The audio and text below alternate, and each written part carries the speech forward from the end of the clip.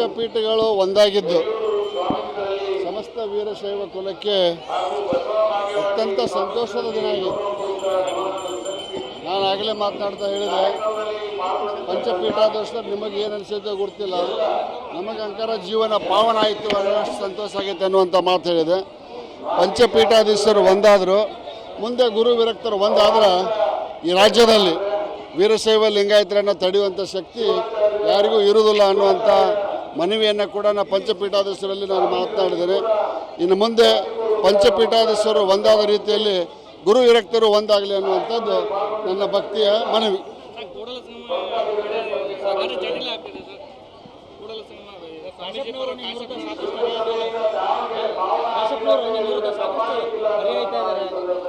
ಅವ ಯಾರನ್ನು ಹೊಗಳಣ, ಅವ ಯಾರು ಬೇಕು ಚಂದಾಗಿ ಮಾತಾಡೋಣ ಜೀವನದಾಗ. ಅವ್ರು ನೋಡಿದ್ರೆ ಅವ್ರ ಸಭಾ ಹೆಂಗೈತೆ ಅನ್ನೋದು ಗುರ್ತೈತಿಲ್ಲ, ಅವ್ರ ಭಾಷೆ ಮಾಡೋ ಶಬ್ದ ಗುರ್ತೈತಿಲ್ಲ. ಆ ಶಬ್ದ ನನ್ನ ಬಾಯಲ್ಲಿ ಬರೋದಿಲ್ಲಪ್ಪ, ಆ ಸಂಸ್ಕೃತಿ ನಮ್ದಲ್ಲ, ಅದನ್ನು ನಮ್ಮ ತಂದೆ ತಾಯಿ ನನಗೆ ಕಲಿಸಿಲ್ಲ.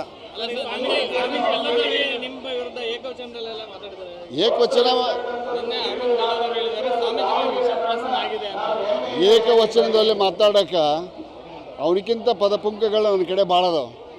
ಆದ್ರೆ ಮಾತಾಡಿ ಅವ ಕೆಳಮಟ್ಟಕ್ಕೆ ಹೋದಂಗೆ ನಾ ಕೆಳಮಟ್ಟಕ್ಕೆ ಹೋಗೋದಿಲ್ಲ. ನಾನು ಉತ್ತರ ಕರ್ನಾಟಕದಿಂದ ಹುಟ್ಟಿದವ, ನನ್ನ ಕಡೆನೂ ಬೇಗಳದಾವ. ಆದ್ರೆ ಸಂಸ್ಕೃತಿ ಸಂಸ್ಕಾರ ಮನುಷ್ಯನಲ್ಲಿ ಇರಬೇಕು.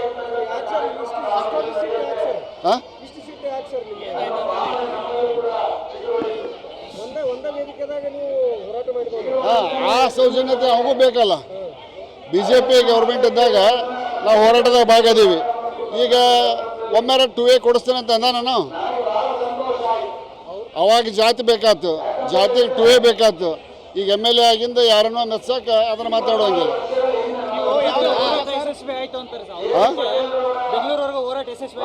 ಅವನದೇನು ಪಾತ್ರ ಐತೆ ಅದ್ರಾಗ? ಅವನದೇನು ಪಾತ್ರ ಇದೆ? ಅವನದೇನು ಪಾತ್ರ ಇದೆ? 100 ಮಂದಿ ಯಾರ ಕರ್ಕೊಂಬಂದ ನಾವು. ಪಂಚಮಸಾಲಿಗಳ ಸಾಮೂಹಿಕ ಪ್ರಯತ್ನದಿಂದ ಯಶಸ್ವಿ ಆದ. ಅವನದೇನೂ ಪಾತ್ರ ಇಲ್ಲ. ಯಾರ್ಯಾರೋ ಕೊಟ್ಟು ರೊಕ್ಕ ಕಿಸೋದಾಗ ಹಾಕೊಂಡಾನ ಅಷ್ಟೇ.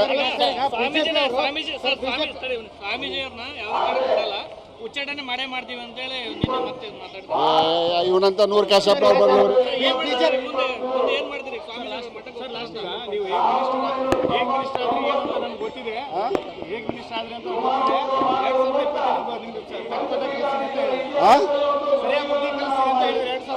ಎರಡು 2028ಕ್ಕೆ ಯಾರಿಗೆ ಬುದ್ಧಿ ಕಲಿಸ್ತಾರೆ ಅನ್ನೋದು ನರಗುಂದ ಜನತೆ ನನಗೆ ಹೇಳ್ತಾರೆ.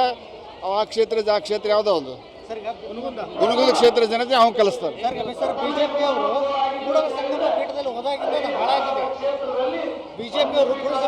ಹುಚ್ಚಿನ ಮಾತು ಯಾಕೆ ಹೇಳ್ತೀರಿ ಹೊಳೊಳ್ಳೆ?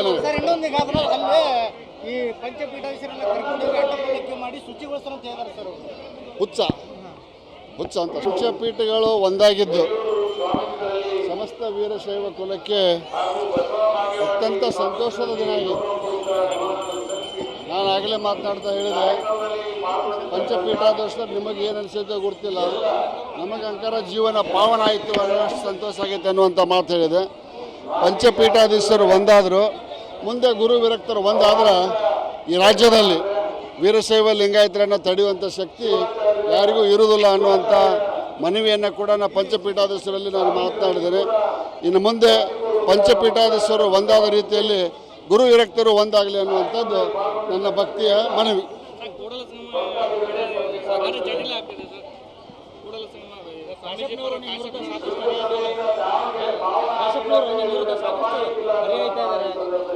ಅವ ಯಾರನ್ನು ಹೊಗಳಣ, ಅವ ಯಾರು ಬೇಕು ಚಂದಾಗಿ ಮಾತಾಡೋಣ ಜೀವನದಾಗ. ಅವ್ರು ನೋಡಿದ್ರೆ ಅವ್ರ ಸಭಾ ಹೆಂಗೈತೆ ಅನ್ನೋದು ಗುರ್ತೈತಿಲ್ಲ, ಅವ್ರ ಭಾಷೆ ಮಾಡೋ ಶಬ್ದ ಗುರ್ತೈತಿಲ್ಲ. ಆ ಶಬ್ದ ನನ್ನ ಬಾಯಲ್ಲಿ ಬರೋದಿಲ್ಲಪ್ಪ, ಆ ಸಂಸ್ಕೃತಿ ನಮ್ದಲ್ಲ, ಅದನ್ನು ನಮ್ಮ ತಂದೆ ತಾಯಿ ನನಗೆ ಕಲಿಸಿಲ್ಲ.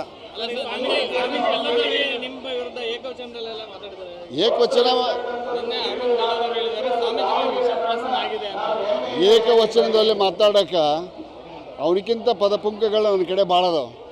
ಆದ್ರೆ ಮಾತಾಡಿ ಅವ ಕೆಳಮಟ್ಟಕ್ಕೆ ಹೋದಂಗೆ ನಾ ಕೆಳಮಟ್ಟಕ್ಕೆ ಹೋಗೋದಿಲ್ಲ. ನಾನು ಉತ್ತರ ಕರ್ನಾಟಕದಿಂದ ಹುಟ್ಟಿದವ, ನನ್ನ ಕಡೆನೂ ಬೇಗಳದಾವ. ಆದ್ರೆ ಸಂಸ್ಕೃತಿ ಸಂಸ್ಕಾರ ಮನುಷ್ಯನಲ್ಲಿ ಇರಬೇಕು.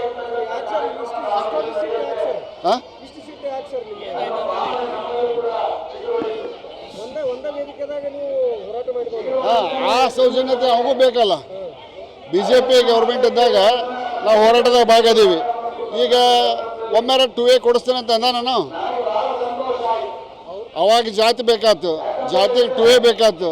ಈಗ ಎಮ್ ಎಲ್ ಎ ಆಗಿಂದ ಯಾರನ್ನೋ ಮೆಚ್ಚಕ್ಕೆ ಅದನ್ನು ಮಾತಾಡುವಂಗಿಲ್ಲ.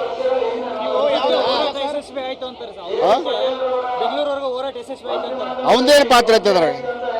ಅವನದೇನು ಪಾತ್ರ ಇದೆ? ಅವನದೇನು ಪಾತ್ರ ಇದೆ? 100 ಮಂದಿ ಯಾರ ಕರ್ಕೊಂಬಂದಾನ ನಾವು. ಪಂಚಮಸಾಲಿಗಳ ಸಾಮೂಹಿಕ ಪ್ರಯತ್ನದಿಂದ ಯಶಸ್ವಿ ಆಯ್ತು. ಅವನದೇನೂ ಪಾತ್ರ ಇಲ್ಲ. ಯಾರ್ಯಾರೋ ಕೊಟ್ಟು ರೊಕ್ಕ ಕಿಸೋದಾಗ ಹಾಕೊಂಡಾನ ಅಷ್ಟೇ. ಉಚ್ಚಾಟನೆ ಮಾಡೇ ಮಾಡ್ತೀವಿ ಅಂತೇಳಿ ಮತ್ತೆ ಇವನಂತ 100 ಕಾಶಪ್ಪ ಅವ್ರು ಬಂದವರು. ಏನು ಮಾಡ್ತೀರಿ ಸ್ವಾಮಿ ನೀವು ಹೇಗೆ ಮಿನಿಸ್ಟರ್ ಆದ್ರಿ ಏನು ನಮ್ಗೆ ಗೊತ್ತಿದೆ. ಹೇಗೆ ಮಿನಿಸ್ಟರ್ ಆದ್ರಿ ಅಂತ ಗೊತ್ತಿದೆ.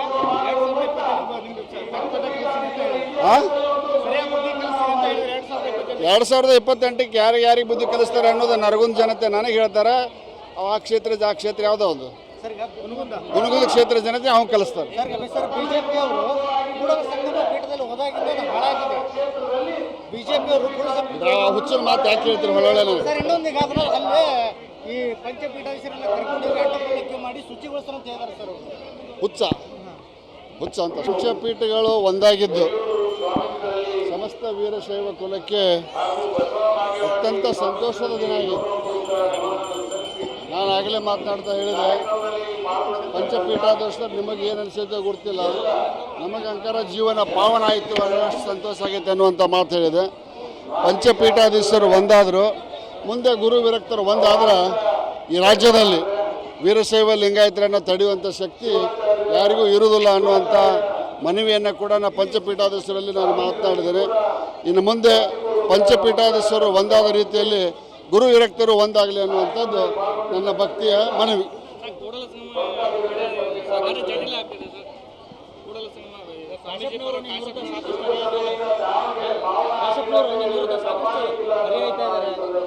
ಅವ ಯಾರನ್ನು ಹೇಳೋಣ, ಅವ ಯಾರು ಬೇಕು ಚಂದಾಗಿ ಮಾತಾಡೋಣ ಜೀವನದಾಗ.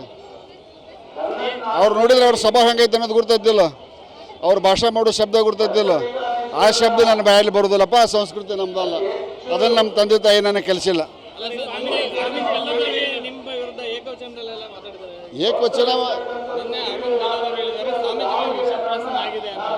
ಏಕವಚನದಲ್ಲಿ ಮಾತಾಡೋಕೆ ಅವನಿಗಿಂತ ಪದಪುಂಖಗಳು ನನ್ನ ಕಡೆ ಭಾಳ ಅದಾವೆ. ಆದ್ರೆ ಮಾತಾಡಿ ಅವ ಕೆಳಮಟ್ಟಕ್ಕೆ ಹೋದಂಗೆ ನಾ ಕೆಳಮಟ್ಟಕ್ಕೆ ಹೋಗೋದಿಲ್ಲ. ನಾನು ಉತ್ತರ ಕರ್ನಾಟಕದಿಂದ ಹುಟ್ಟಿದವ, ನನ್ನ ಕಡೆನೂ ಬೇಗಳದಾವ. ಆದ್ರೆ ಸಂಸ್ಕೃತಿ ಸಂಸ್ಕಾರ ಮನುಷ್ಯನಲ್ಲಿ ಇರಬೇಕು. ಹಾಂ,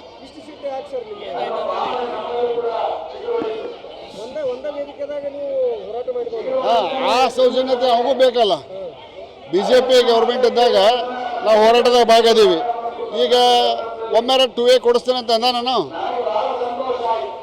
ಅವಾಗ ಜಾತಿ ಬೇಕಾಯ್ತು, ಜಾತಿಗೆ 2A ಬೇಕಾಯ್ತು. ಈಗ MLA ಆಗಿಂದ ಯಾರನ್ನೋ ಮೆಚ್ಚಕ್ಕೆ ಅದನ್ನು ಮಾತಾಡುವಂಗಿಲ್ಲ.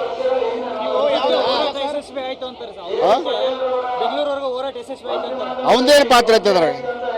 ಅವನದೇನು ಪಾತ್ರ ಇದೆ? ಅವನದೇನು ಪಾತ್ರ ಇದೆ? 100 ಮಂದಿ ಯಾರ ಕರ್ಕೊಂಬಂದಾನ ನಾವು. ಪಂಚಮಸಾಲಿಗಳ ಸಾಮೂಹಿಕ ಪ್ರಯತ್ನದಿಂದ ಯಶಸ್ವಿ ಆಯ್ತು. ಅವನದೇನೂ ಪಾತ್ರ ಇಲ್ಲ. ಯಾರ್ಯಾರೋ ಕೊಟ್ಟು ರೊಕ್ಕ ಕಿಸೋದಾಗ ಹಾಕೊಂಡಾನ ಅಷ್ಟೇ.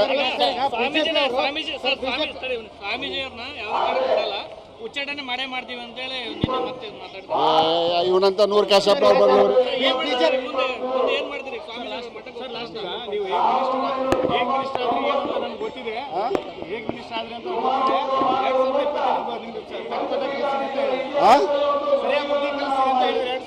2028ಕ್ಕೆ ಯಾರಿಗೆ ಬುದ್ಧಿ ಕಲಿಸ್ತಾರೆ ಅನ್ನೋದು ನರಗುಂದ ಜನತೆ ನನಗೆ ಹೇಳ್ತಾರೆ. ಆ ಕ್ಷೇತ್ರ ಯಾವುದೋ ಒಂದು ಹುನಗುಂದ ಕ್ಷೇತ್ರ ಜನತೆ ಅವ್ನು ಕಲಿಸ್ತಾರೆ. ಬಿಜೆಪಿ ಅವರು ಕೂಡಲ ಸಂಗಮ ಪೀಠದಲ್ಲಿ ಹೋದಾಗಿಂದ ಹಾಳಾಗಿದೆ. ಬಿಜೆಪಿ ಅವರು ಹುಚ್ಚಿನ ಮಾತು ಯಾಕೆ ಹೇಳ್ತೀರಿ ಹೊಳೊಳ್ಳೆ? ಸರ್ ಇನ್ನೊಂದೀಗ ಅಲ್ಲೇ ಈ ಪಂಚಪೀಠಾಧೀಶರನ್ನ ಕರ್ಕೊಂಡು ಅಡ್ಡಪಡಿಕೆ ಮಾಡಿ ಶುಚಿಗೊಳಿಸ್ತಾರೆ ಅಂತ ಹೇಳಿದ್ದಾರೆ ಸರ್. ಹುಚ್ಚ ಅಂತ